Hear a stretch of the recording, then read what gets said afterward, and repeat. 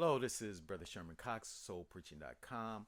I wanted to ask a question, to give you a question that's going to be helpful to you in your sermon construction, in your sermon planning, in your when you're getting ideas for sermons, when you're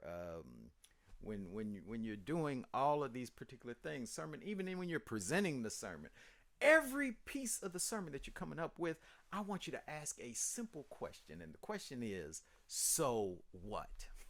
What am I talking about? Well, when you're dealing with these various aspects of the sermon, you're trying to put together this sermon. What is this sermon about? You can articulate what the sermon is about. I want you to ask the question, so what?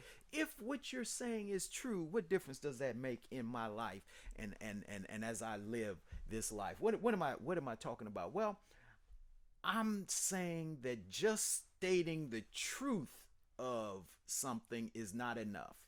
To say that your sermon is true is not enough. You need to turn the page and tell people why it's important. What difference does it make in their life? If I'm not, as the hearer, able to understand the importance of this, then how can I apply this? If you give me the balm of Gilead, then I need to know how to apply the balm to all of my aches and my pains and my hurts from Jesus Christ. So what I'm saying is that it's important for you as a preacher to ask the question, so what? And let the people know, so what? What difference does this make? How does this make a difference in my own life, in my living?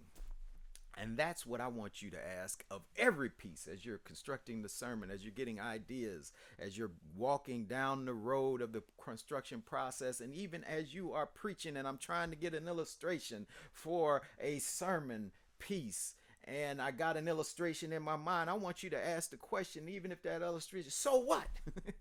Keep asking that question.